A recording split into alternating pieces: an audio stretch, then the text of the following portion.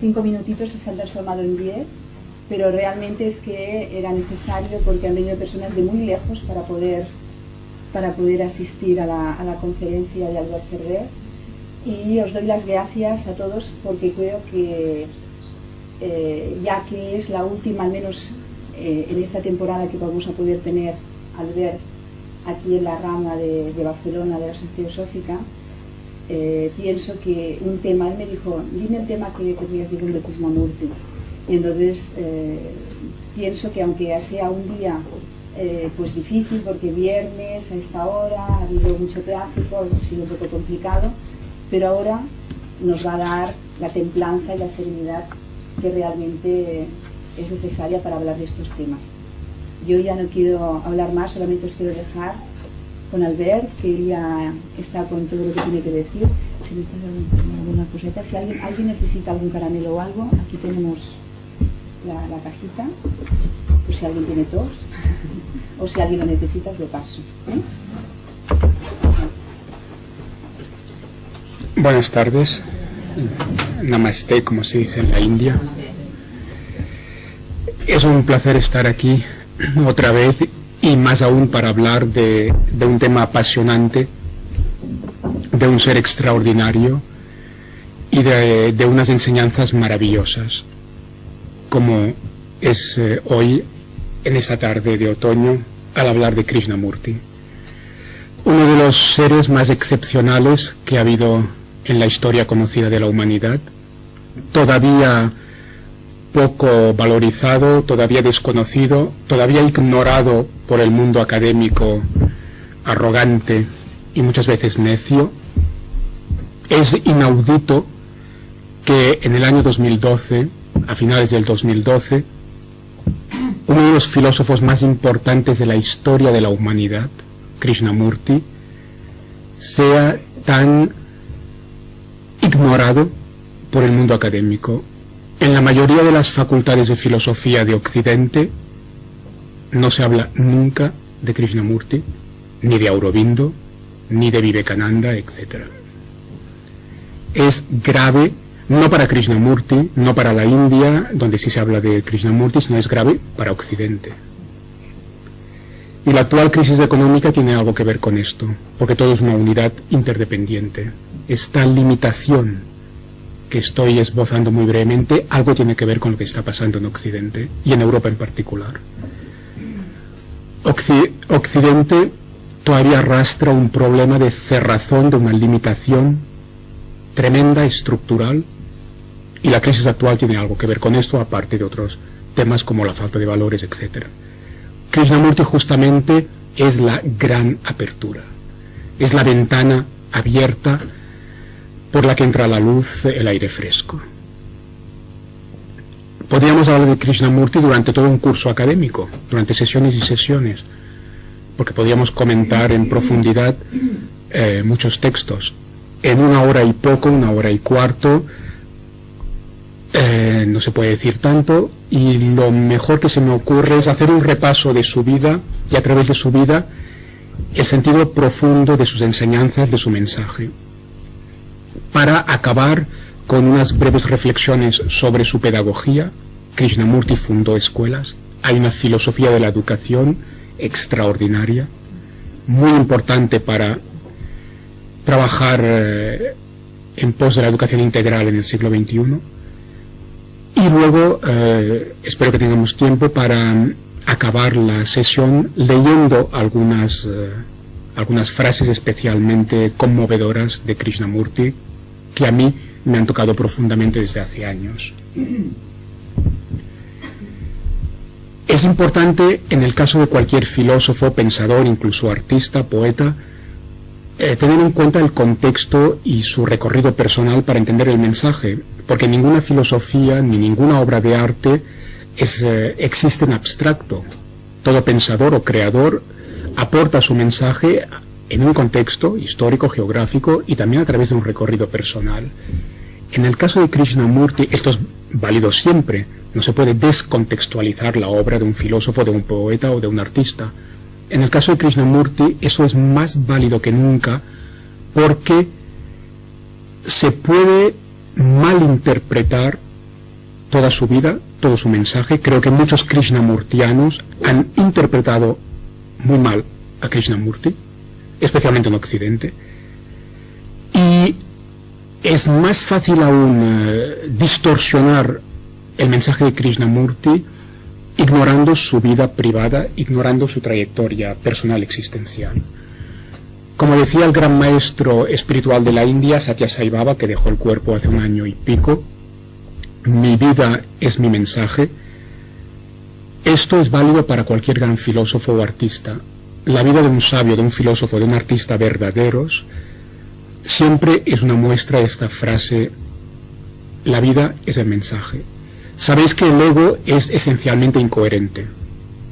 La incoherencia es consubstancial a la condición humana. Se piensa una cosa, se dice lo contrario y se hace todavía una tercera cosa diferente. La incoherencia es típica del ego humano, del estado normal, ordinario de conciencia.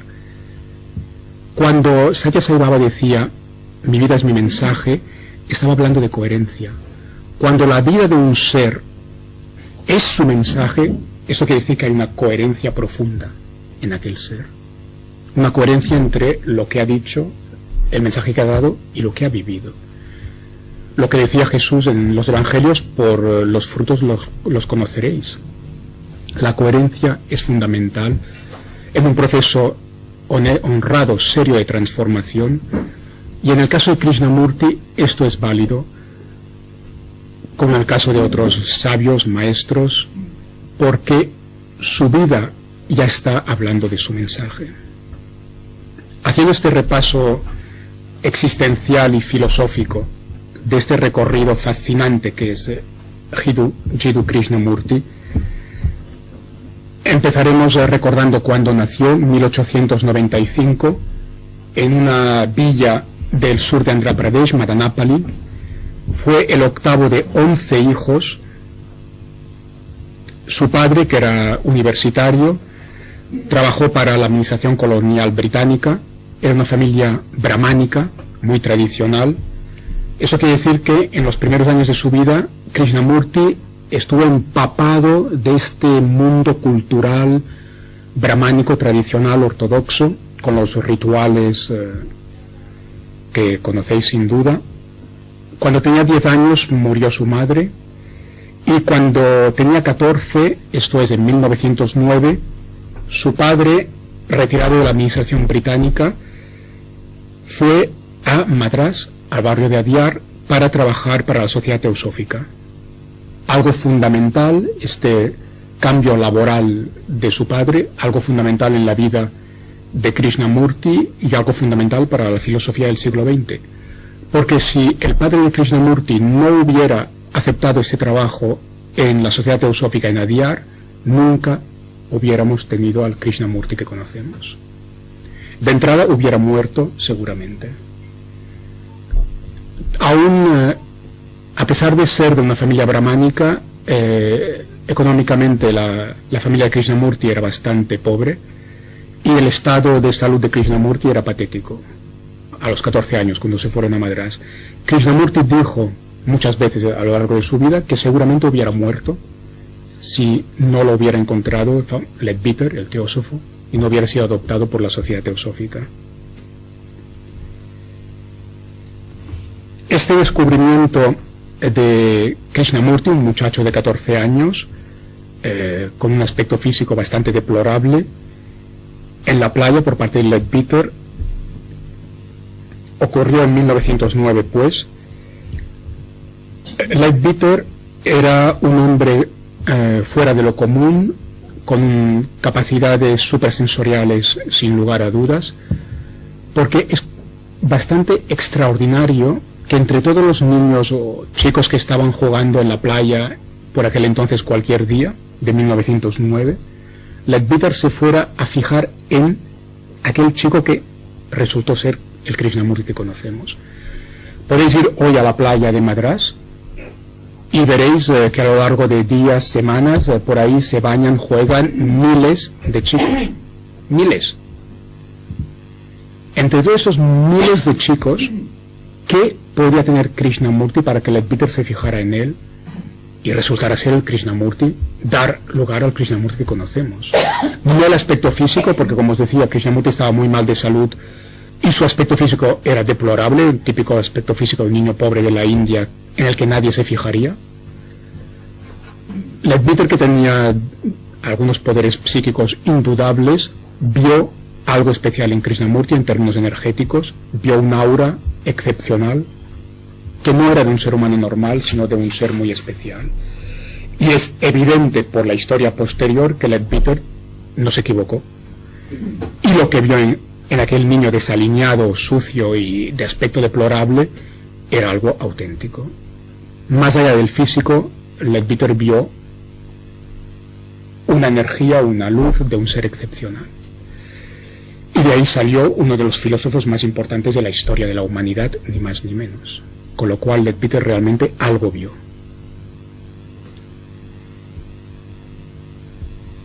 Krishnamurti fue alojado, a partir de este descubrimiento por parte de Leadbeater, fue alojado con su hermano Nitya en la sede de la Sociedad Teosófica, en Adyar. Krishnamurti tenía un hermano, Nitya, un hermano menor, que tendrá una cierta importancia en el desarrollo vital de Krishnamurti y de cara a su carrera como maestro. Krishnamurti pasó a ser educado por la Sociedad Teosófica de una manera exquisita, con tutores particulares. Annie Besant, que sería la presidenta de la sociedad, se convertiría en la tutora legal de Krishnamurti, aunque Leadbeater pasaría siempre a ser una figura muy especial en la vida de Krishnamurti, con una relación muy estrecha. En 1911, tan solo 2 años después del descubrimiento, se creó una organización especial vinculada a la Sociedad Teosófica que se ha conocido bastante a lo largo del siglo XX, la famosa Orden de la Estrella de Oriente. Una sociedad especial que tenía que girar en torno a Krishnamurti.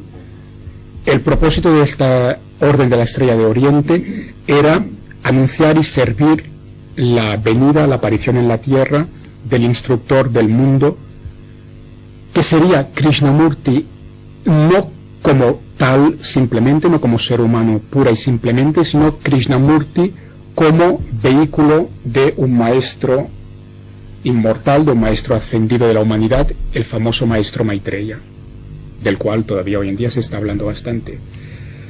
Hay que tener en cuenta este punto de vista. Cuando se creó la Orden de la Estrella de Oriente, no era únicamente, porque sería un reduccionismo totalmente incorrecto, no se creó la Orden de la Estrella de Oriente para Krishnamurti como ser humano, única y exclusivamente, sino que se estaba pensando en Maitreya, se estaba pensando en un maestro ascendido en algo supraempírico, suprahumano. Krishnamurti tenía que ser un vehículo humano para la manifestación de algo suprahumano. En particular este maestro Maitreya. Leadbeater analizó psíquicamente las vidas anteriores de Krishnamurti, es un tema bien conocido en la historia de este gran sabio, y de manera no sorprendente resultó que, según Leadbeater, Krishnamurti había tenido muchas vidas en la India y una conexión incluso histórica, biográfica con Buda. Algo interesante porque bastantes intelectuales de Occidente han elaborado un paralelismo entre Krishnamurti y Buda. Y yo me atrevería a decir que hay otro paralelismo muy profundo entre Krishnamurti y Sócrates. Krishnamurti es un Sócrates del siglo XX. También es un teósofo auténtico, como veremos más tarde. Krishnamurti fue a la esencia de la teosofía, a la esencia. Y lo que quitó en todo caso fue la paja, porque fue a la esencia. Un auténtico teósofo, un Sócrates de la época moderna, con un aspecto búdico también, sin duda. Se ha puesto en paralelo un cierto tipo de enseñanzas características de Krishnamurti con las enseñanzas budistas también tradicionales. En aquella época se hizo famoso un librito escrito por Krishnamurti a los pies del maestro. Hubo cierta cierta polémica sobre si Krishnamurti realmente había escrito el libro o no. Es muy razonable pensar que sí, que lo escribió. ¿Y por qué este libro es interesante o importante de cara a toda la vida y el mensaje fundamental de Krishnamurti? Porque en este libro se está hablando de un contacto con algo supraempírico, otra vez. Un maestro, varios maestros, otros planos, niveles de realidad. Y esto que se manifiesta en este libro y que fue muy importante en aquella etapa adolescente, después de la adopción por parte de la Sociedad Teosófica, es algo que recorrió la vida de Krishnamurti hasta el final. Lo veremos ahora.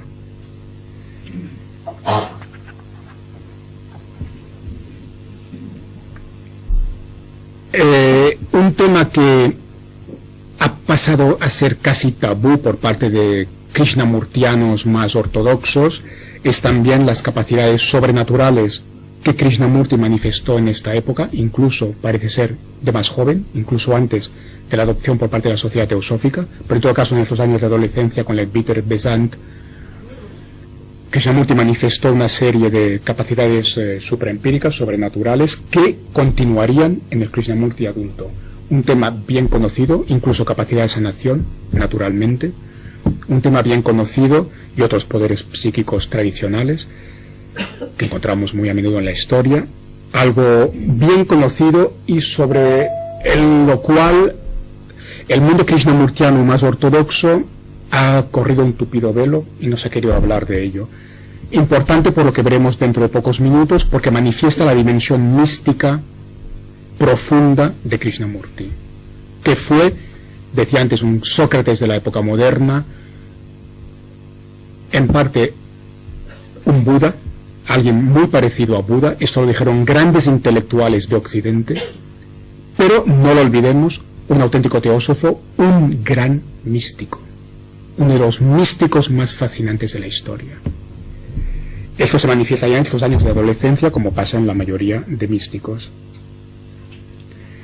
En enero de 1910 se da una iniciación por parte de Leadbeater, que es un momento importante en este recorrido místico esotérico del joven Krishnamurti, y luego viene una etapa más mundana, muy importante de cara a su formación y pues de cara a su labor posterior. Viaja a Inglaterra, ahí conoce a Lady Emily Lutyens, recibe buena educación, conoce a la aristocracia inglesa, viaja mucho, tiene una gran vida cultural. Eso le daría a Krishnamurti un conocimiento profundo de Occidente, de la mentalidad moderna y un gran bagaje cultural. Sin esto no hubiera podido desarrollar la tarea que realizó y no hubiera dado el mensaje que dio. Decía antes, he dicho ya más de una vez porque me parece fundamental, Krishnamurti es un auténtico teósofo. Es más, Krishnamurti muestra claramente, no solo a la sociedad teosófica, sino a todos los movimientos espirituales del siglo XX, cuál es el camino de cara al futuro, en nuestra época y de cara al siglo XXI que acaba de empezar. Krishnamurti no es solo un gran teósofo, sino que es un místico, un sabio, sin duda, que muestra un camino apropiado para la época moderna, para el siglo XX, avanzado el siglo XX y naturalmente para el siglo XXI. Presentando las enseñanzas de Krishnamurti, su mensaje, podemos fácilmente atraer a mucha gente, a la gente joven, y podemos traer hacia las enseñanzas de la sabiduría y hacia la mística a intelectos típicos de la modernidad, incluso científicos. Krishnamurti muestra una vía, o dicho de otra manera, Krishnamurti puede ser una vía para que las enseñanzas de la sabiduría, las enseñanzas más profundas de la humanidad, puedan fácilmente acceder al mundo moderno, ser transmitidas al mundo moderno. Y esto fue en gran medida posible gracias a la educación que recibió por parte de la Sociedad Teosófica. Sin estas estancias de Inglaterra, en Europa, Krishnamurti no hubiera tenido el bagaje cultural el trasfondo para poder hablar a la modernidad magníficamente como supo hablar a la modernidad. Krishnamurti supo hacer un discurso esencialmente teosófico, místico, filosófico en profundidad a la modernidad porque había sido culturizado en los términos de la modernidad. Y aquí podemos decir gracias a la sociedad teosófica, a Besant, a Leadbeater, a Lady Lutyens, por la educación que le dieron, en particular en Inglaterra y en Europa. Aparte de Inglaterra, también hubo una estancia en París. Krishnamurti estuvo en la Sorbona y ahí pudo aún empaparse mejor de cultura europea occidental y de mentalidad moderna.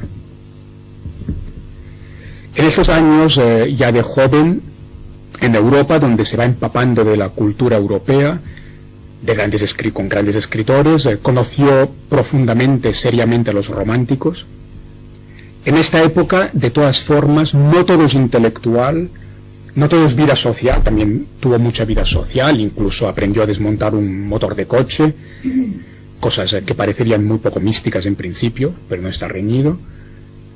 En esta época, a pesar de esta vida social y cultural, la Sorbona, aparte de todo esto, la dimensión interior mística tan importante en su recorrido personal continuaba manifestándose. Y siempre en paralelo estas dos líneas de vivencia interior, de realidad interior que se manifiestan naturalmente. Por un lado, la percepción de una energía poderosísima, algo que se va manifestando de manera recurrente a lo largo de su vida. Krishnamurti va sintiendo otros planos de realidad. Tantos místicos han hablado, místicos clásicos de la historia de la humanidad, han hablado de este tema. Platón, un gran tema de Platón, de la filosofía mística griega en general, de la filosofía india, los diferentes niveles de existencia de realidad, grandes temas clásicos de la filosofía mística, tanto de Oriente como de Occidente. Krishnamurti vivió, sintió, muy importante, la filosofía de la percepción en un mundo hiper intelectualizado como el nuestro, vacío interiormente. Cuán importante es la experiencia, la percepción. Krishnamurti, sin intelectualizar nada, que es lo que se hace en exceso hoy en día, percibía algo real, una energía poderosísima, que no se correspondía al plano empírico, que pertenecía a otros planos de realidad. Algo típicamente místico, recurrente en la historia de la humanidad y que la nueva ciencia a partir de la física cuántica entiende mejor que nunca. Y junto con estas otras dimensiones, esta energía especial, también las presencias. Krishnamurti sentía incluso en estos años de vida social en Inglaterra, en Francia, con mucho bagaje intelectual y cultural, incluso con todo esto tan mundano, en medio de esta mundanidad, Krishnamurti continuaba sintiendo aquellas presencias. Y toda la vida esto lo iría acompañando. Eran seres desde otros planos de realidad, maestros. Nadie, absolutamente nadie que ha conocido a Krishnamurti de cerca, nadie que haya estudiado seriamente su vida y sus enseñanzas, pone en duda que esto fuera absolutamente real. Y el mismo Krishnamurti, en privado, después de romper aparentemente con la sociedad teosófica, continuó hasta el final de su vida hablando de estas realidades. Nunca renegó de esto. Hasta el final de su vida siempre dijo que todo esto había sido real. Y además, ya si hacemos historia comparada de la mística, es que lo que explica Krishnamurti es clásico, es que coincide de manera impresionante, fascinante, con tantos testimonios místicos de la historia de la humanidad. Y esto es que incluso la gente que normal y corriente, que no tiene ningún conocimiento de historia de la mística y que no conoce la vida de Krishnamurti en profundidad, lo ven. Me ha sucedido en la universidad o dando conferencias en espacios absolutamente mundanos. Ante la imagen de Krishnamurti, mucha gente normal y corriente dice: caray, qué hombre, qué persona. Krishnamurti era el ejemplo perfecto de las enseñanzas de Platón. Cuando Platón habla de la belleza y dice claramente que la belleza no es algo meramente físico, sino que hay algo que viene del interior, una fuerza, una energía, una vibración, una belleza que viene de dentro. Krishnamurti tenía esta belleza auténtica de Platón, esta fuerza que venía del interior, esta luz que emanaba naturalmente sin pretender nada. En 1922 se inicia una nueva etapa en su vida. Estados Unidos, se instala en Ojai, en California. Esto también fue un poco necesario de cara a la salud precaria de su hermano. Y aquí Krishnamurti, un punto también fascinante de su vida, Krishnamurti, que aparentemente tiró más tarde por el suelo todas las técnicas de meditación y todo esto, pues resulta que a partir de 1922, en Ojai, en California, Krishnamurti se puso a meditar diariamente. Algo muy importante. Hay que saber que este joven Krishnamurti se dedicó a la meditación diariamente durante mucho tiempo. A diario, durante largo tiempo, se dedicó a la meditación. Con lo cual, no malinterpretemos o distorsionemos lo que aparentemente Krishnamurti pueda decir sobre técnicas de meditación más tarde, a lo largo de su recorrido posterior. He conocido muchos krishnamurtianos ortodoxos en mi vida que han utilizado a un cierto Krishnamurti o una cierta visión de Krishnamurti para tirar por el suelo técnicas de meditación, procesos espirituales, como si Krishnamurti estuviera contra todo esto. Bueno, la realidad es que Krishnamurti meditó mucho. Krishnamurti meditó y mucho. Y sin estas meditaciones, sin este proceso de interiorización que hizo en Estados Unidos, no hubiera llegado donde llegó.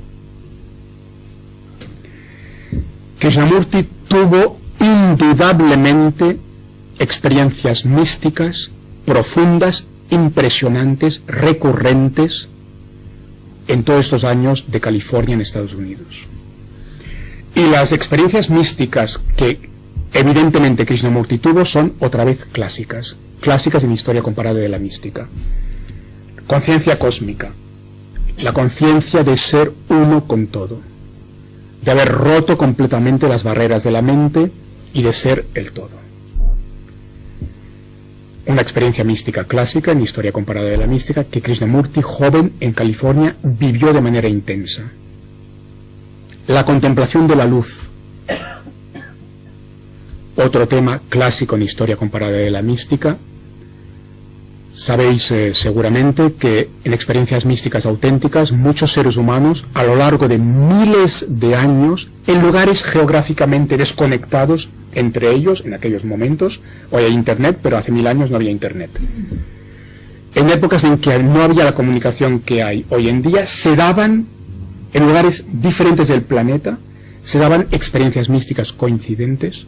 Una de ellas esta, que es que el ser que literalmente explosiona de sus barreras mentales de ego en conciencia cósmica de ser todo, de unidad absoluta, vive, no es que no es ver, es vivir, vive un estallido, una fuente de luz que es, que no está fuera, que no está dentro, que es.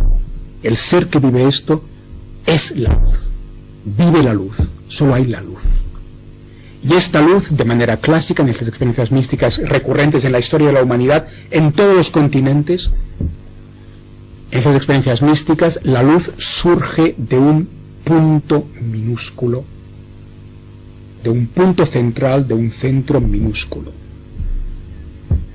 Es una experiencia mística clásica, desde un centro diminuto, desde un punto minúsculo blanco puro, estalla una luz que no tiene equivalente en nuestro mundo, que no puede ser explicada, no se puede describir con ninguna palabra de nuestro lenguaje. Y el ser que experimenta esto siente, vive que este punto diminuto, este centro desde donde emana la luz es el mismo, es. Solo existe esta unidad, este centro, este núcleo que irradia luz. Krishnamurti tuvo esta vivencia. Y esto no se corresponde de ninguna manera con ciertas interpretaciones posteriores, típicamente occidentales, de una especie de anarquista, porque se ha llegado a decir este disparate sobre Krishnamurti.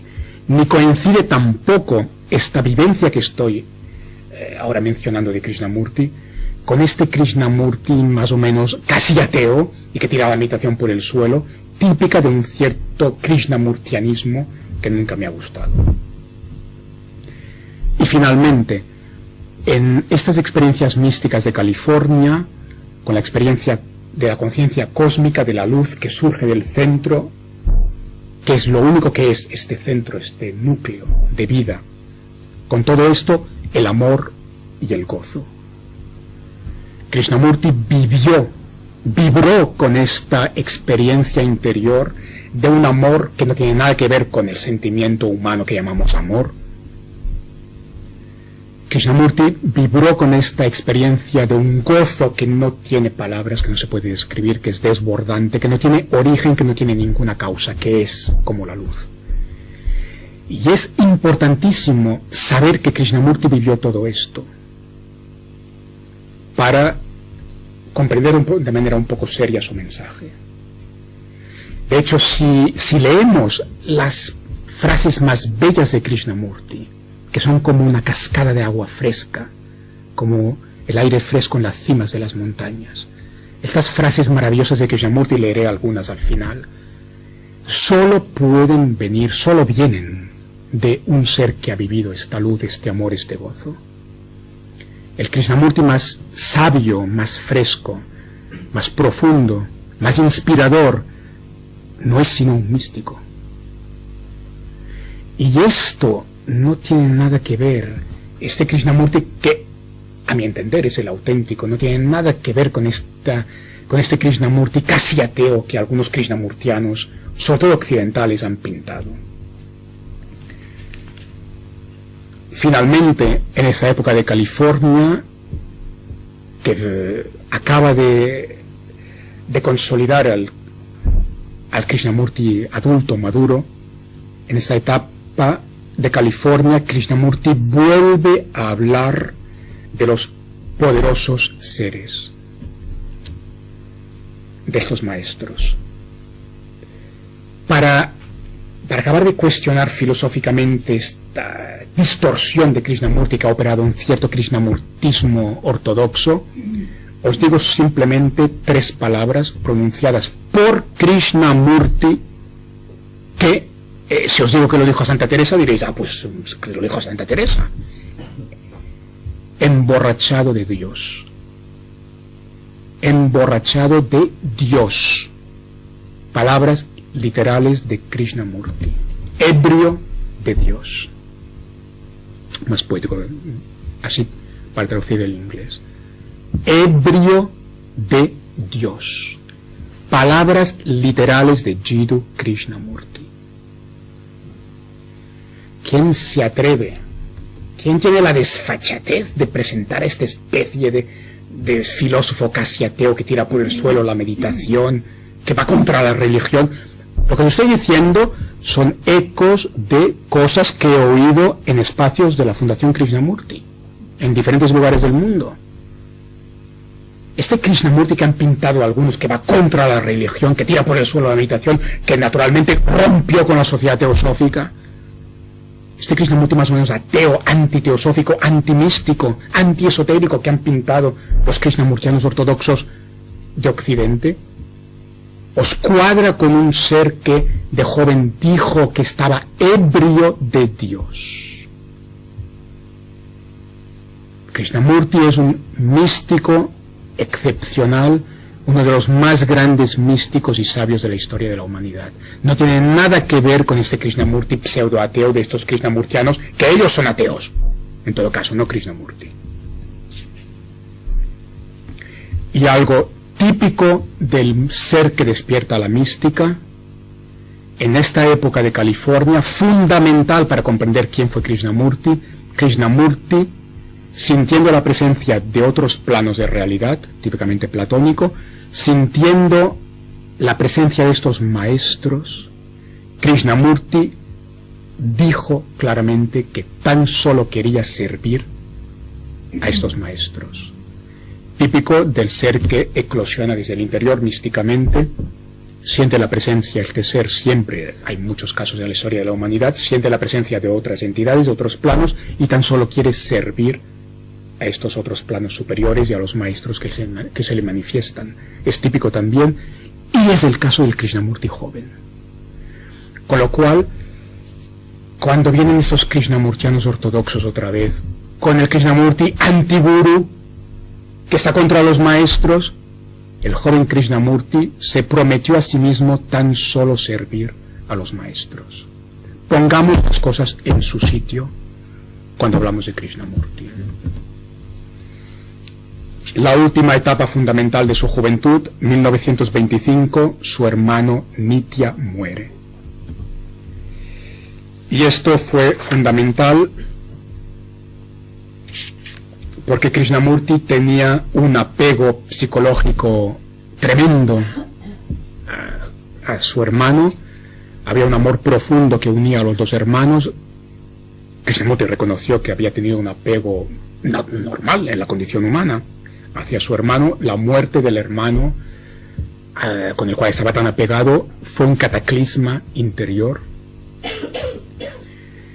Y más aún cuando hubo una experiencia esotérica con relación al hermano, que fue lo que realmente produjo el cataclisma interior, más que la simple muerte del hermano, que fue un sueño del maestro Maitreya.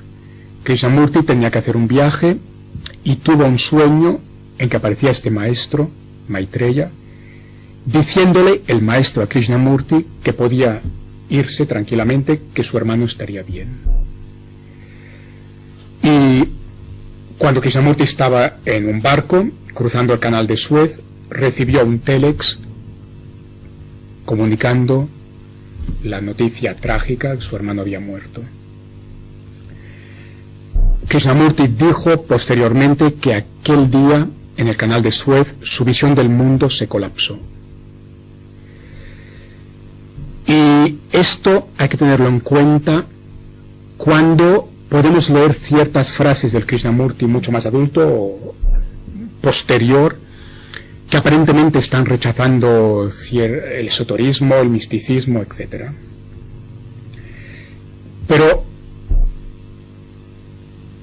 lo que realmente tocó a Krishnamurti profundamente fue la incoherencia brutal entre lo que el maestro le había dicho en un sueño y lo que había sucedido.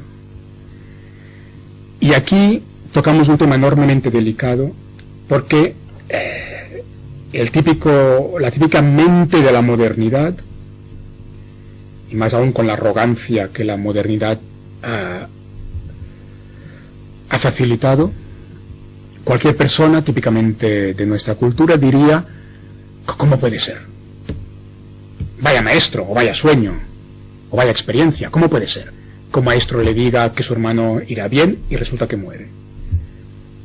Este comentario típico que haría la típica mente moderna, naturalmente, es paupérrimo, porque habría mucho que decir aquí. No tenemos tiempo, naturalmente, pero permitidme decir tan solo una cosa, y quiero que sea bien comprendido porque las cosas son muy profundas a veces, y la mente acostumbra a simplificar. Permitidme decir una cosa, pour épater les bourgeois, como se dice en francés, para provocar, que los maestros auténticos son unos mentirosos. La mente, y os doy un ejemplo de manual mítico, Krishna, que era un mentiroso. Y esto lo digo para provocar al ego y provocar a la mente moderna, que naturalmente no sabe nada de mística ni de sabiduría. Tendríamos la idea, desde absoluta ignorancia, y arrogancia, tendríamos la idea falsa de que un maestro siempre dirá la verdad, lo que la mente ordinaria cree que es la verdad, que es una correspondencia con lo que existe, etc. Los maestros mienten y dicen mentiras enormes. Por eso son maestros. Pero cuidado, un maestro y un mentiroso normal y corriente no tienen nada que ver. El mentiroso normal y corriente, ¿por qué miente? Para beneficiarse él, su ego, egoístamente. El maestro que miente no se beneficia él en nada de esta mentira. La mentira que dice el maestro auténtico está beneficiando al ser que recibe la mentira. Aquella aparente mentira es necesaria para el proceso que aquel ser tiene que hacer. La aparente mentira es una pedagogía. Y si examináis seriamente, algo que poca gente hace, si examináis seriamente las vidas y enseñanzas de grandes maestros de la India y del budismo,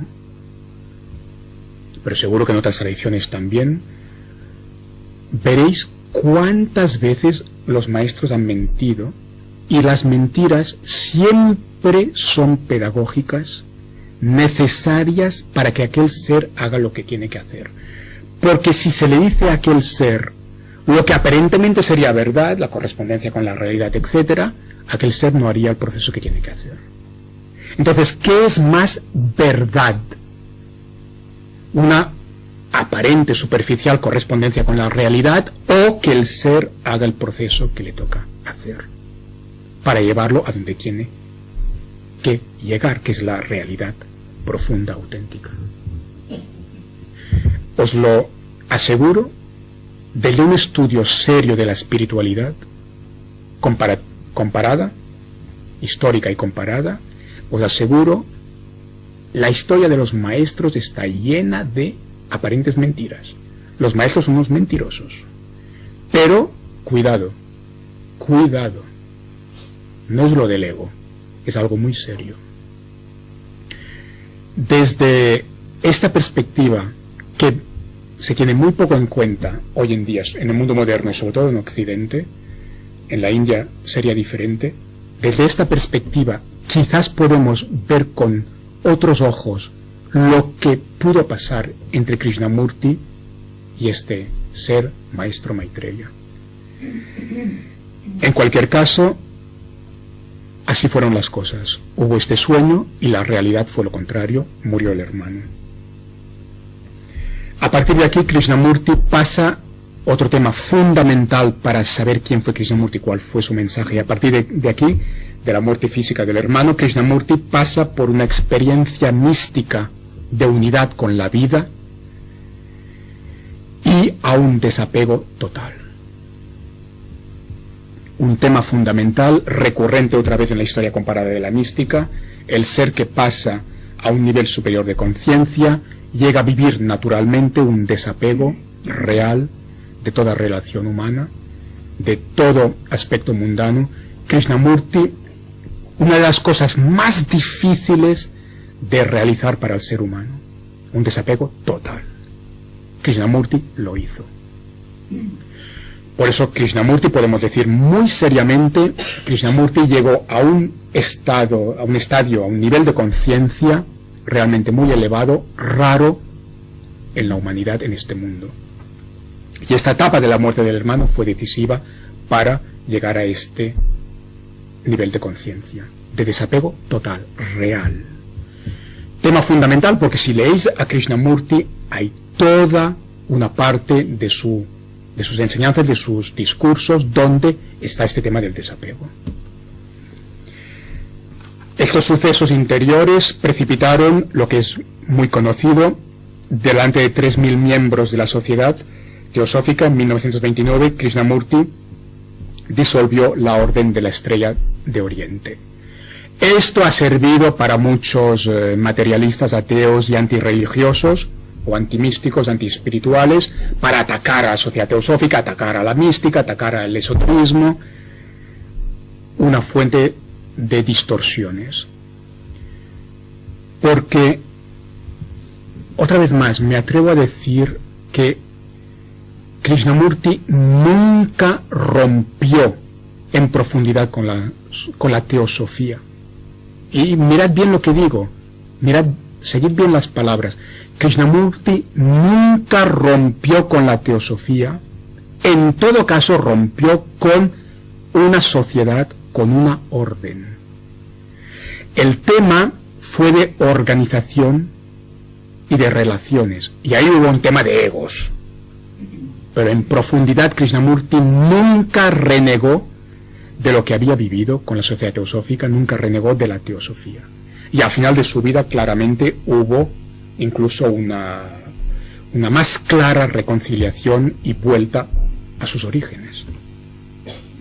En todo caso, en 1929, Krishnamurti hace un discurso famoso que es una joya, en cierto sentido. Krishnamurti declara la famosa frase que la verdad es una tierra sin caminos y que no se puede acceder a ella a través de ninguna religión o secta.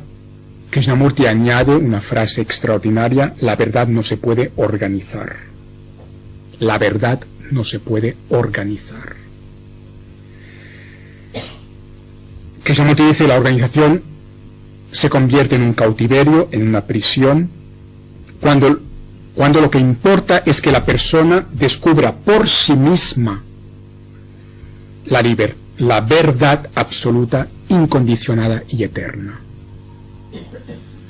Palabras que podrían ser de Buda, perfectamente, o de Sócrates.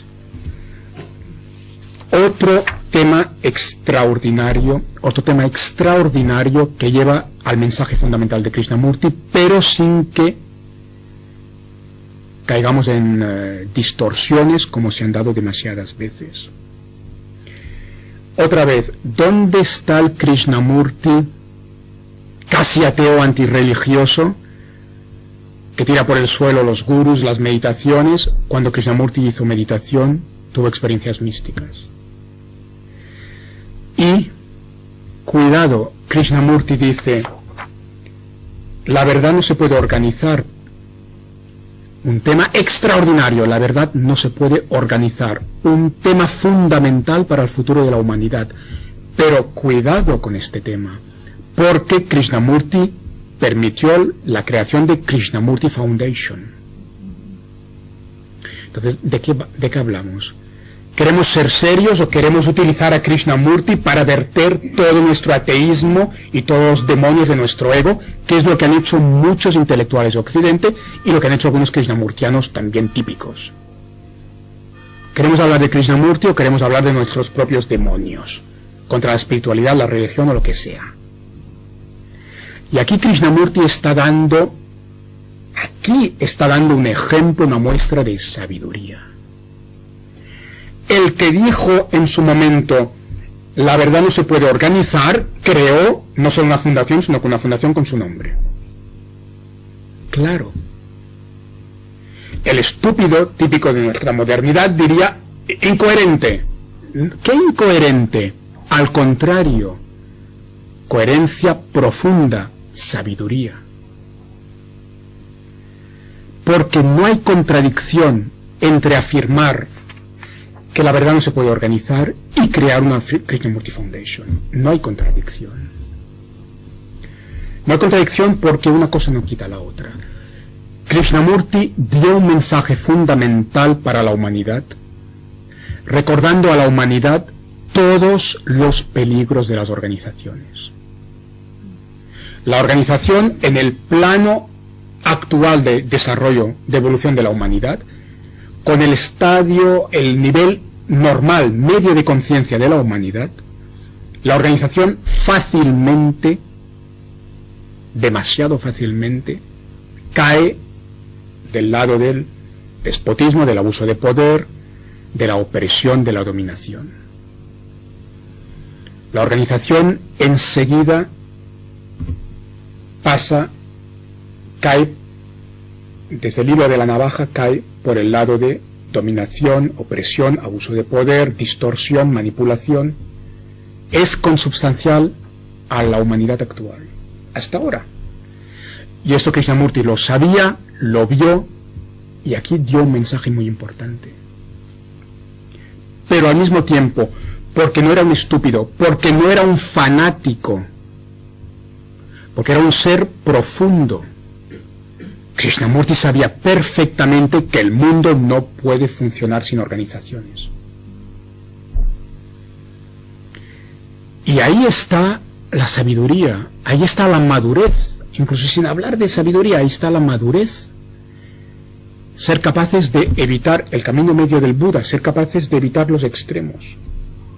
Ni la organización que domina y manipula, ni el prescindir de toda organización, el caer en un anarquismo absoluto que no puede funcionar, ni una cosa ni la otra. Krishnamurti, consciente de los peligros de las organizaciones, se dio cuenta que no podemos estar sin organizaciones. Y aún y así, Krishnamurti, cuando creó la Fundación Krishnamurti, puso una serie de garantías o controles para evitar los males que él sabía que podrían producirse y que se produjeron en la misma Krishnamurti Foundation. Krishnamurti dijo algo muy importante, por ejemplo, que la Fundación Krishnamurti, Krishnamurti Foundation, no podría tener nunca ningún monopolio intelectual, espiritual sobre su mensaje. Es decir, que desde la Krishnamurti Foundation nunca se podría decir esto es lo que Krishnamurti dijo, esta es la interpretación de Krishnamurti. Krishnamurti públicamente desautorizó esta posibilidad para siempre. No dio nunca el poder o la posibilidad de que la Krishnamurti Foundation diera una interpretación canónica de su mensaje, de sus enseñanzas. Algo que han hecho en cambio muchas otras organizaciones, que han pretendido tener una interpretación canónica del mensaje del maestro fundador. En todo este proceso, Krishnamurti naturalmente dimitió formalmente de la Sociedad Teosófica, inició su nueva singladura, y vinieron años de muchos viajes, en particular entre 1939 y 1930, entre el 33 y el 39, viajó mucho, dio muchas conferencias. Después de la Guerra Mundial reanudó sus viajes y entonces se dio una época muy interesante, muy fructífera de la vida de Krishnamurti, ya los típicos años 60, 70 hasta los 80, cuando, algunos lo sabréis sin duda, Krishnamurti dio muchas charlas al público general en Europa, en los Alpes, en Suiza y en Sanen, y tuvo muchas charlas, algunas fascinantes, interesantísimas, con científicos de la nueva ciencia.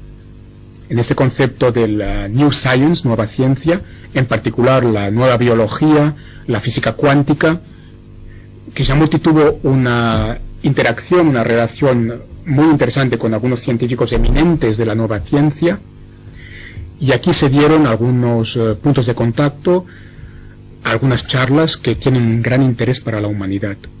Me gustaría citar en particular la relación apasionante entre Krishnamurti y David Bohm, físico cuántico, y también la relación entre Krishnamurti y el biólogo Sheldrake, uno de los padres de la nueva biología.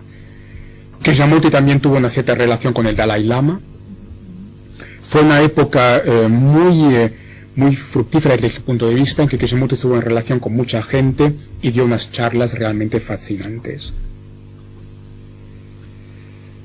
En la etapa final de su vida, Krishnamurti dice varias cosas extraordinarias. Una que ya había dicho anteriormente, pero que insistió más en los últimos años. Krishnamurti dice: nadie me ha comprendido. Esta es, según estudiosos de la mística comparada, a lo largo de la historia de la humanidad, esta es la herida típica del místico, del sabio. De hecho, según las escrituras budistas, un tema fascinante, según las escrituras budistas, cuando Buda, el príncipe Siddhartha, alcanzó la iluminación y tuvo lo que en la filosofía india un concepto impresionante se llama la visión universal, Siddhartha, convertido ya en Buda, el que había despertado, se dice a sí mismo: no tengo nada que explicar en este mundo porque nadie me va a comprender. Lo que dijo Krishnamurti, lo mismo. Y cuenta la tradición budista en los sutras, en las escrituras, que en aquel momento se apareció el dios Brahma al príncipe Siddhartha en forma de un muchacho adolescente bellísimo, y Brahma, en esa forma de muchacho, le dice a Buda: por favor, enseña a la humanidad. Porque Buda se había dicho a sí mismo: no voy a enseñar porque nadie me va a comprender. Se aparece Brahma en forma de muchacho y le pide, el dios Brahma le pide a Buda: por favor, enseña. Es un tema fascinante que recorre la historia de la mística y de la sabiduría. El místico, el sabio, el filósofo, que llega a la conclusión: no me comprenden. Un tema maravilloso aquí. Se sabe perfectamente, es bien conocido, que Krishnamurti dijo públicamente en varias ocasiones a lo largo de varios años: los teósofos son los que mejor me comprenden. Y los que menos me comprenden son los krishnamurtianos. Son la gente de la Fundación Krishnamurti. Esto lo dijo Krishnamurti. Decía muy a menudo en la Fundación Krishnamurti: ¿no me comprendéis? Y dijo en más de una ocasión: los teósofos, estos son los que mejor me entienden. Que se hable a partir de aquí de contradicción entre Krishnamurti y la teosofía. No se aguanta. No hubo contradicción. Krishnamurti operó un retorno más consciente que nunca a la teosofía al final de su vida. Y otro tema fascinante, absolutamente maravilloso, y que muestra ahí la integridad, la coherencia de un gran ser, de un ser puro. Al final de su vida, en los últimos años, en más de una ocasión, Krishnamurti se preguntó a sí mismo y dijo a algunos de los íntimos que le rodeaban: ¿en qué me he equivocado? Extraordinario. Porque el ego estúpido, arrogante, que abunda por todas partes más que nunca en el 2012, lo último que se planteará es en qué se ha equivocado. Y Krishnamurti, un ser tan puro, tan excepcional, dijo con toda sinceridad, se dijo a sí mismo: ¿en qué me he equivocado? ¿En qué me he equivocado? Porque él mismo decía: nadie me comprende. Y Krishnamurti también dijo algo maravilloso cuando expresó claramente: nadie ha llegado a esta tierra sin caminos. Esta tierra de la que él había hablado ya en 1929, esta tierra que se corresponde con otros niveles de conciencia, esta tierra que Krishnamurti dijo en 1929 que no tiene caminos para llegar a ella. Krishnamurti dijo al final de su vida también: a esta tierra sin caminos, a la que no llega ningún camino, ninguno de los que me han seguido ha llegado a ella. Es fuerte. Es fuerte para reflexionar sobre lo que pasó alrededor de Krishnamurti, sobre cuál es el estado de la humanidad, sobre qué ha pasado con la modernidad y sobre cuál fue el recorrido de las enseñanzas de Krishnamurti. Un sabio auténtico, un gran místico, un filósofo excepcional, un ser realmente maravilloso que ha existido en la tierra. Y al final de su vida dice: nadie me ha comprendido, nadie de los que me han seguido, en particular la Fundación Krishnamurti, los primeros, nadie de los que me han seguido ha llegado a la tierra sin caminos. Y ahí dice en qué me he equivocado.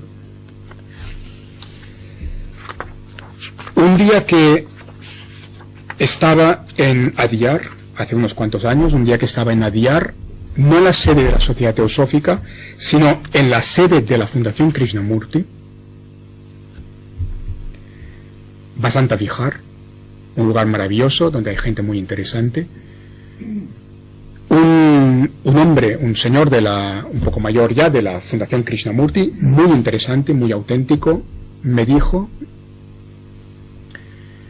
Krishnamurti claramente subió por una escalera, llegó arriba, y cuando estaba arriba tiró la escalera abajo por el suelo. Entonces, desde arriba dijo: nadie me ha seguido, nadie ha llegado. Y algo de esto puede haber cuando él mismo, Krishnamurti, dijo en que me he equivocado. Esta figura extraordinaria, profundamente mística, tan honrado, tan puro,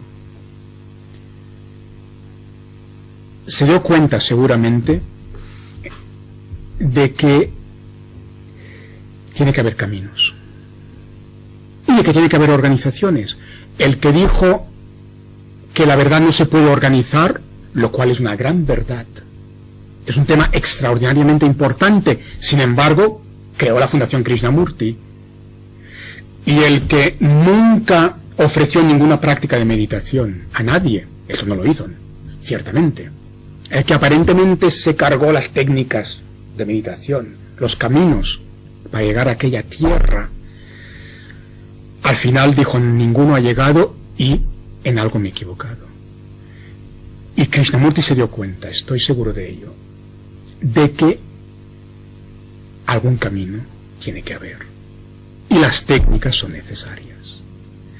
Y ahí el mensaje de Krishnamurti es extraordinario para el futuro de la humanidad, porque el mensaje final que nos está dando Krishnamurti, de aquí es donde quería llegar hoy, el mensaje fundamental que nos está dando Krishnamurti es la esencia. Krishnamurti es un baño de esencias místicas, teosóficas, filosóficas.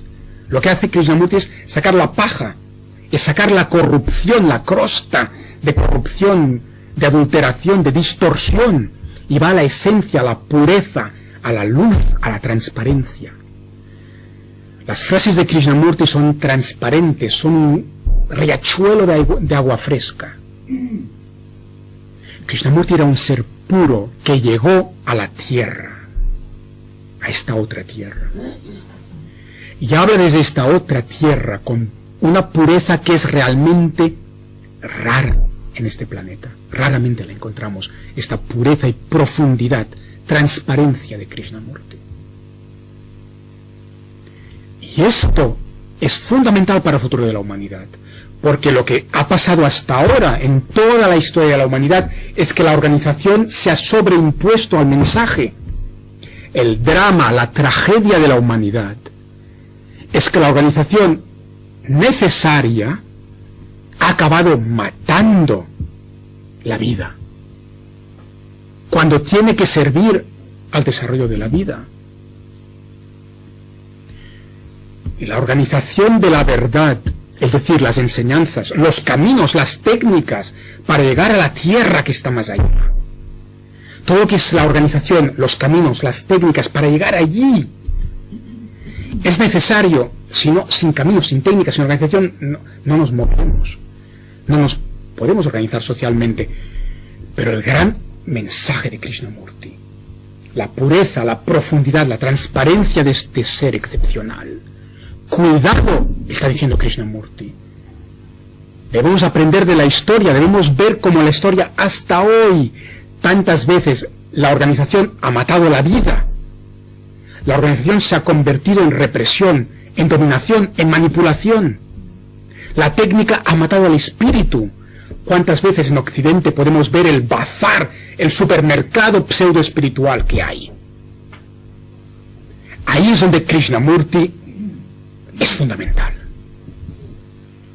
Ante todos estos cursillos de 20 días en que literalmente en 20 días te venden la iluminación, algo literal, hay publicidades de este tipo.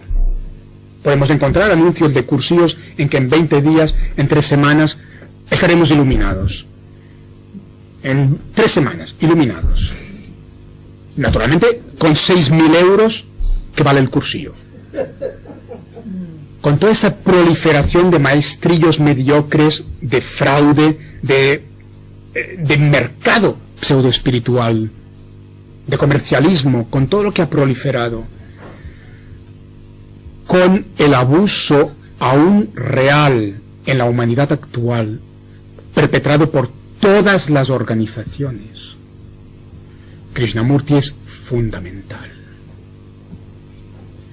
para volver a la esencia, para conservar aquella vida, aquel frescor de la vida, aquella pureza.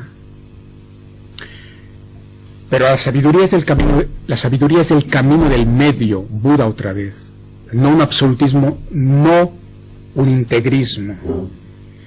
Y por más que queramos conservar la pureza, la vida, la esencia, debemos admitir que la gente necesita técnicas,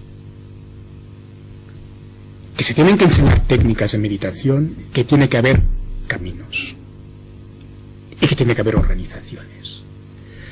En conclusión, la vida de Krishnamurti, con todo su recorrido vital, sus enseñanzas, es un tesoro absolutamente excepcional para la humanidad. En la vida como mensaje, y renuevo con el inicio de esta charla, Sai Baba, mi vida es mi mensaje. La vida de Krishnamurti como mensaje de Krishnamurti constituye un tesoro maravilloso, excepcional para la humanidad. En las enseñanzas indisociables del recorrido personal encontramos todos los grandes temas más importantes para el siglo XXI y el futuro. Y ahora sí que quiero acabar con unas pocas palabras sobre la educación y acabar con unas palabras directas del sabio de Krishnamurti. La educación, un tema muy importante para Krishnamurti, el que fundó escuelas. Las 2 primeras, recordaré, fueron Rishi Valley en el sur, en Andhra Pradesh, y Rajghat en Varanasi, en Benares, a orillas del Ganges. Y luego la Fundación Krishnamurti creó varias escuelas más. En Philosophy and Education encontramos unas palabras maravillosas de Krishnamurti sobre la educación que nos llevan a la esencia misma de la educación desde la mística en toda la historia de la humanidad. Encontramos la esencia de los Vedas y de los Upanishads en Krishnamurti. Encontramos la esencia del Vedanta, la vibración misma de Buda, la esencia de Platón y de Sócrates. Literalmente, Krishnamurti dice, publicado, repito, en Philosophy and Education, literalmente, Krishnamurti dice, el joven Krishnamurti dice, el amor del maestro por su alumno, protegiéndolo y guiándolo, despertará a su vez amor en el alumno. El amor del muchacho por su maestro hará que sea dócil y fácil de guiar, de tal manera que la cuestión del castigo ni siquiera se planteará. Krishnamurti vivió y transmitió la esencia misma de un tesoro que alberga la India, absolutamente desconocido por la aridez académica de Occidente y por todo el burocratismo pedagógico de Occidente. Una palabra que casi es mántrica en la India, Gurukula. Gurukula. Una palabra sánscrita que alberga un tesoro que la India tiene para la humanidad. Un tesoro ignorado por esta burocracia gris y este academicismo árido que dominan todavía. El Gurukula es literalmente la comunidad del maestro. Kula es familia, comunidad. Guru es maestro. Guru, Kula, la comunidad del maestro. Vimala Thakar, una maestra filósofa maravillosa, muy poco conocida en Occidente, una persona fascinante. Vimala Thakar conoció a Krishnamurti y estuvo profundamente influenciada por Krishnamurti. Es una mujer maravillosa, un ser también muy especial, muy puro. Vimala Thakar escribió algunas cosas fascinantes sobre los Vedas y los Upanishads. Tiene unos comentarios maravillosos sobre Upanishads. Y Vimala Thakar escribió para la época moderna cuál fue la esencia misma de los Vedas y de los Upanishads, del Gurukula.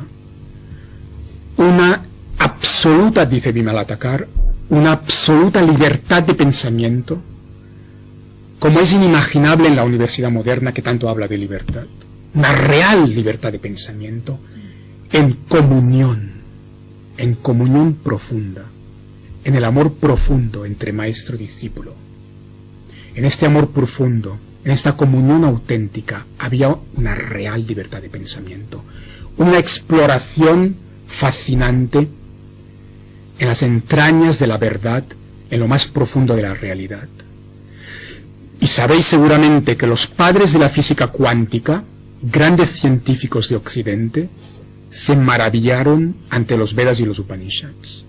Y dijeron literalmente, las conclusiones de la física cuántica en el siglo XX, resulta que los maestros y discípulos de los Vedas y los Upanishads ya lo sabían. Ahí hubo algo extraordinario. Una exploración en los secretos del universo, de la realidad, que dejó perplejos a los físicos cuánticos. En una pedagogía que solo la estupidez humana, que dijo Einstein, puede ignorar todavía hoy en día. Una pedagogía basada en una real, profunda, maravillosa libertad de pensamiento, entusiasmo por conocer, exploración profunda de la realidad, en comunión, en el amor de otro estado de conciencia superior. Este tesoro para la humanidad que fue el Gurukula de los Vedas, de los Upanishads. Esto Krishnamurti lo vivió, lo transmitió. Él mismo dijo, este tesoro no es lo que están haciendo las escuelas Krishnamurti. Pero mucho respeto hacia las escuelas Krishnamurti, que son muy bonitas y muy interesantes, que están haciendo una tarea muy bonita. Es que esto no lo vive ninguna escuela en todo el planeta. Algunas escuelas en la India intentan hacer bastante y se aproximan bastante. En la India hay escuelas que van en esa dirección, que se aproximan a ello. En la India, aquí, nada. Aquí, imposible.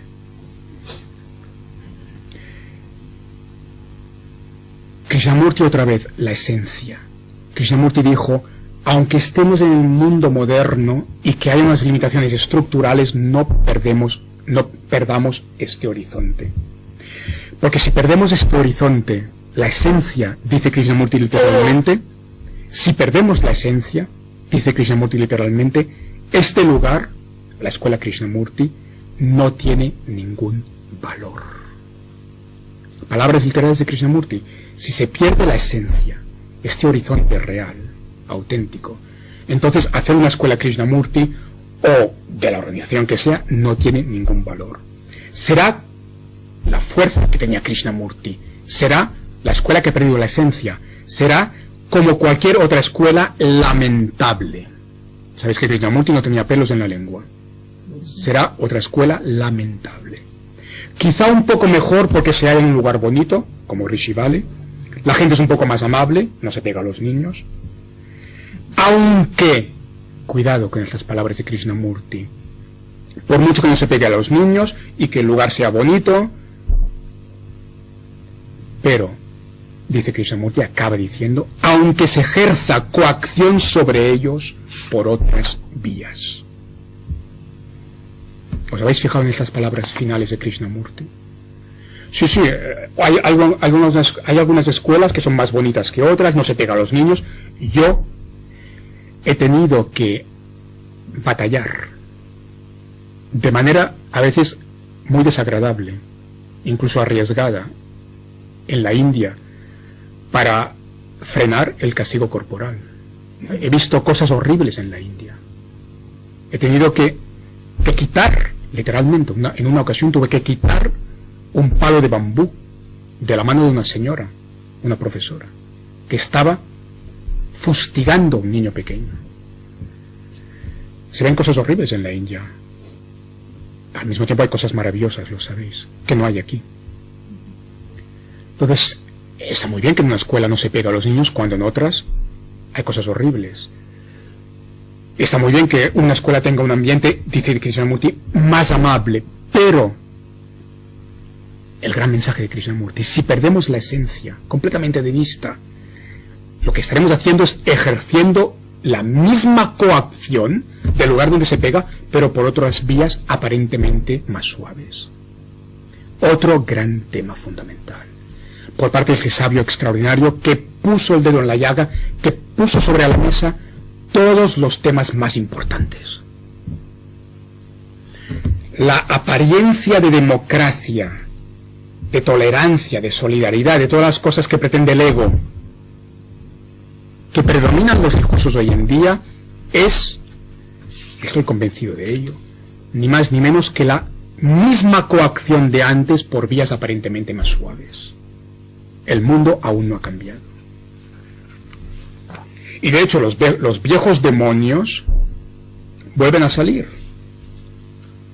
Y a mí me entristece enormemente saber que un adolescente indio, hace pocos días, en una escuela pública de Barcelona, fue agredido brutalmente por unos compañeros catalanes. Una familia amiga mía, indios, que viven en Barcelona, el hijo, joven adolescente, en la escuela pública catalana fue brutalmente agredido por chicos catalanes, por ser indio. No africano negro de piel muy oscura, el típico chico de la India del Norte que es tan blanco como nosotros, aspecto más bien ario. No un negro de África, no se cargan entonces con un africano. Si pegan a un indio que tiene un aspecto más o menos europeo. Un chico indio con aspecto ario fue agredido hace pocos días. Los profesores no quieren saber nada. Los viejos demonios vuelven a salir, y sabéis el neofascismo que sale por Europa y el neoliberalismo que vuelve al capitalismo salvaje, el estado del bienestar se está hundiendo. Los viejos demonios vuelven a salir porque Krishnamurti puso el dedo en la llaga. O hay un cambio de estado de conciencia, que es algo ontológico, real, o no cambia nada. Y todos los discursos en la tercera dimensión, en el mismo plano intelectual, viejo, Krishnamurti habló mucho de lo viejo, de lo de siempre. Discursos de solidaridad, democracia, tolerancia, si se hacen en el mismo estado de conciencia, no va a cambiar nada. Solo van a cambiar las cosas realmente cuando haya un cambio de estado de conciencia. Krishnamurti estaba en este otro estado de conciencia, en la otra tierra.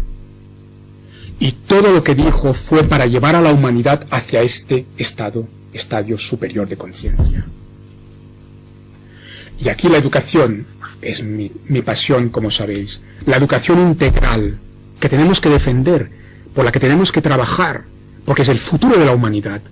La educación integral, lo dije en una charla anterior, no es en profundidad, sino plantear un proceso pedagógico que haga más fácil, que facilite el que el ser humano acceda a un estadio superior de conciencia. El gran tema de Krishnamurti. Este es el único objetivo de la educación integral. Facilitar a través del sistema pedagógico la transformación. ¿Hacia qué?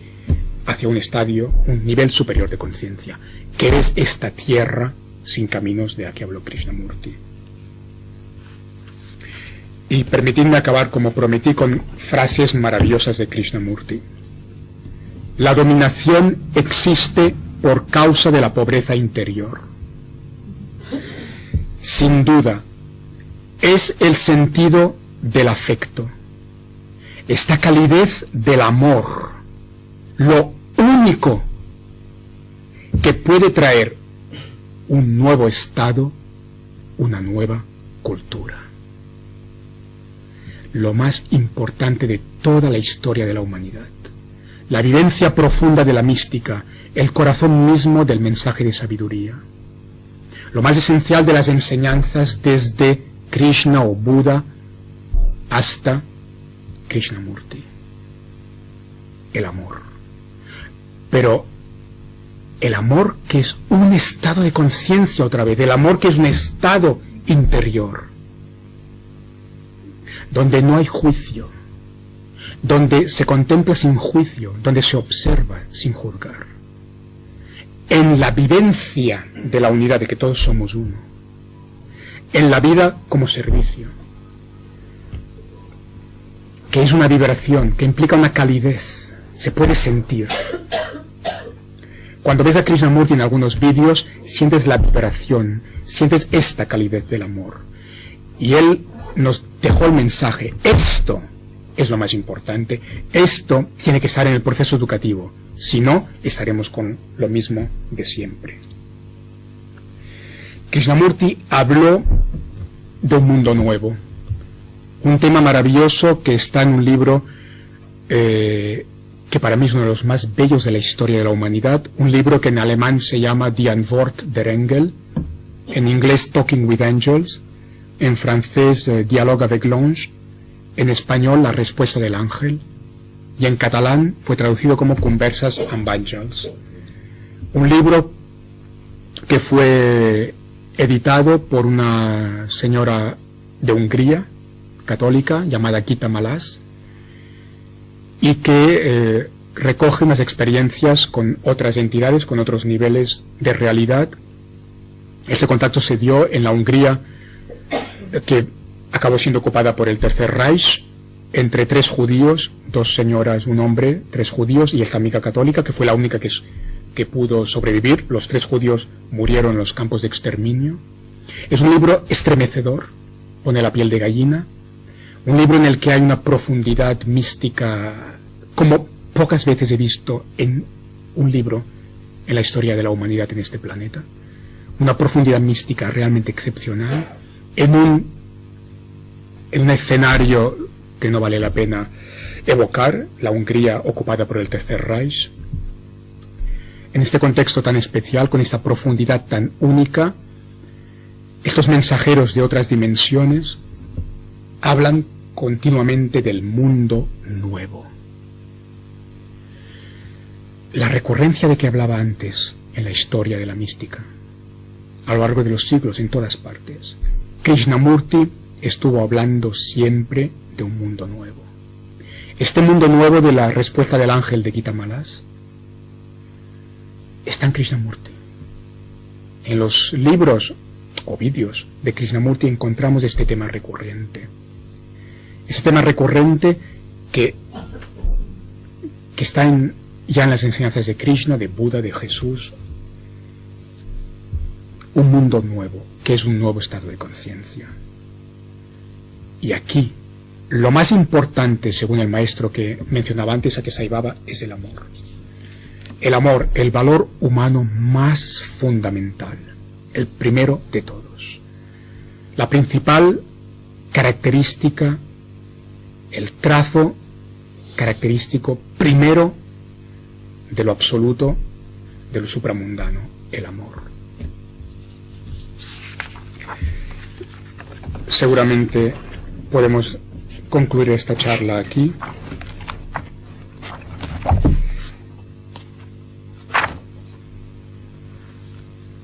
Si me permitís solo un minuto, acabo de leer unas últimas palabras de Krishnamurti.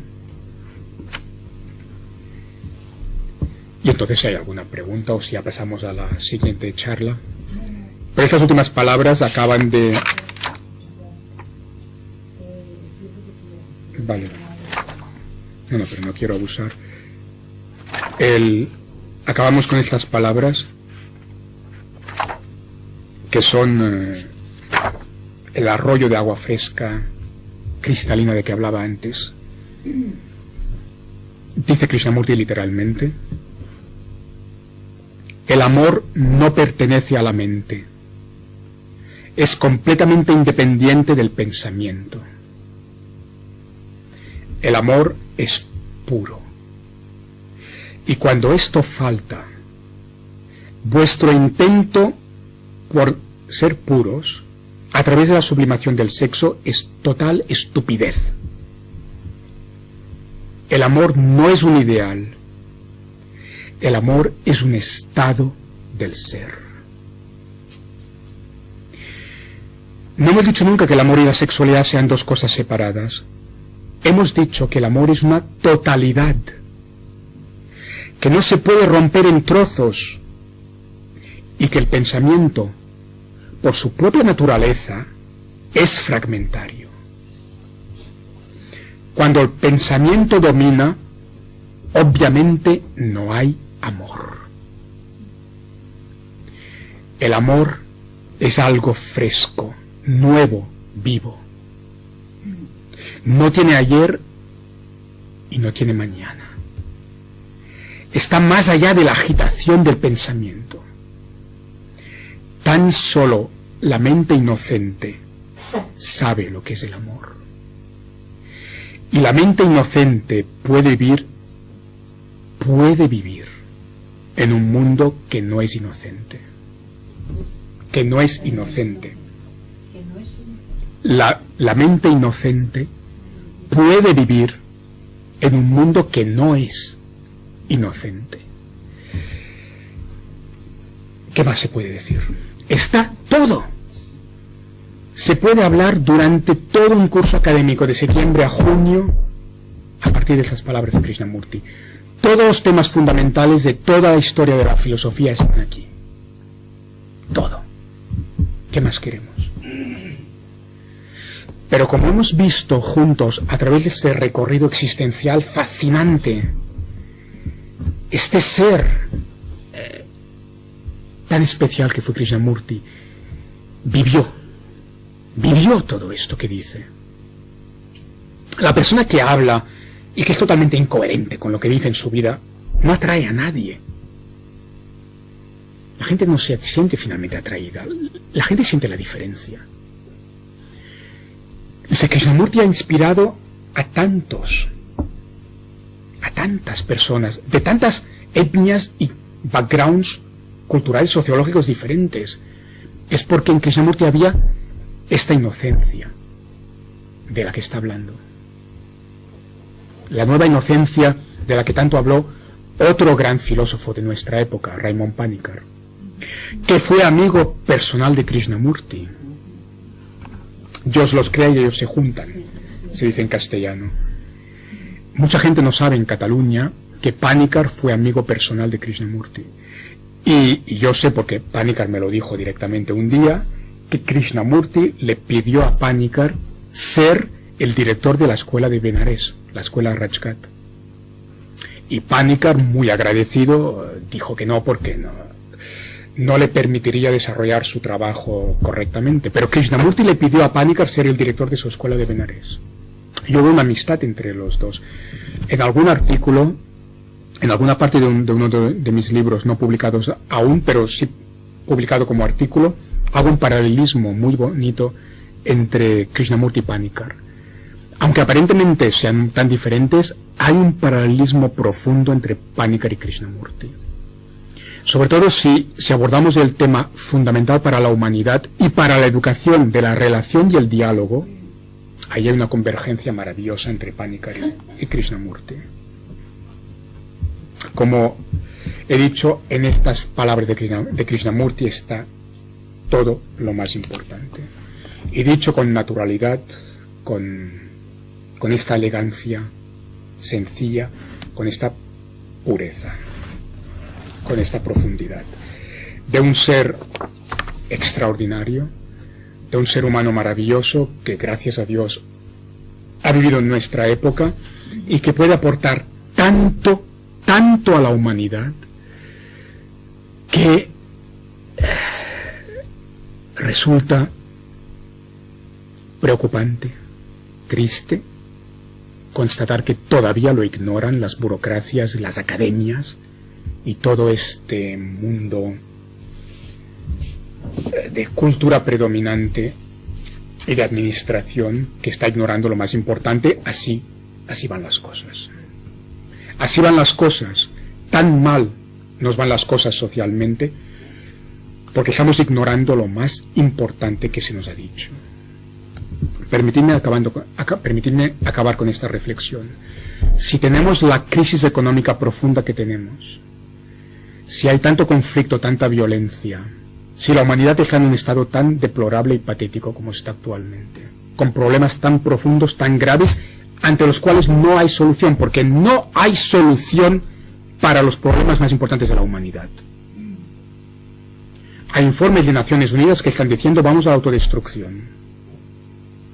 Si estamos como estamos, que es el fondo de un pozo, es porque la humanidad en general está ignorando lo más importante de la vida, del cosmos, de la realidad, y lo más importante que se ha dicho en la historia. El que la universidad ignore a Krishnamurti. El que los ministerios de educación ignoren en base a una estúpida, hipócrita, necia palabrería de realismo, de pragmatismo, de las estructuras no podemos cambiar nada, hay lo que hay, todo ese discurso hipócrita y vacío y necio de realismo, de pragmatismo, está ignorando lo más importante que se ha dicho en toda la historia sobre la educación. Y el sistema pedagógico es un desastre. Pero el sistema educativo es un desastre y va a empeorar mientras se ignore lo más importante que se ha dicho en toda la historia. Krishnamurti dijo cosas muy importantes para el futuro de la humanidad, para la educación. ¿Y hasta qué punto todavía se está ignorando? ¿Alguna vez tenemos que decir que tan solo la utopía tiene sentido? ¿Que lo imposible es posible?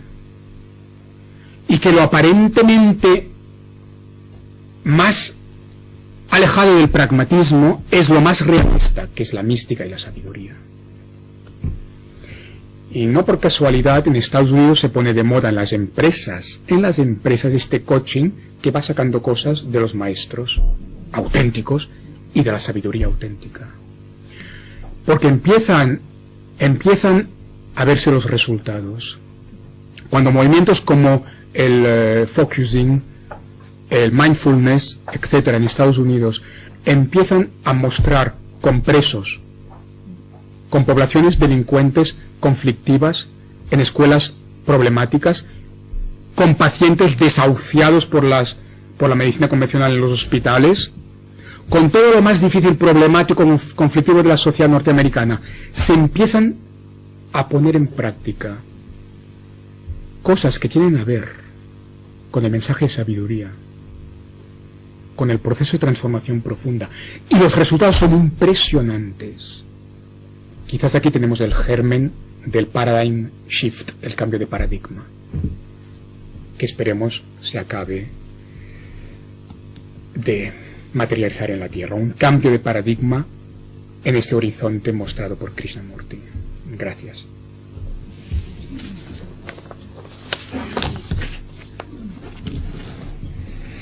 Y siento haberme pasado mucho en cuanto a horarios. Bueno, ya es muy tarde, muy tarde. Lo delicioso.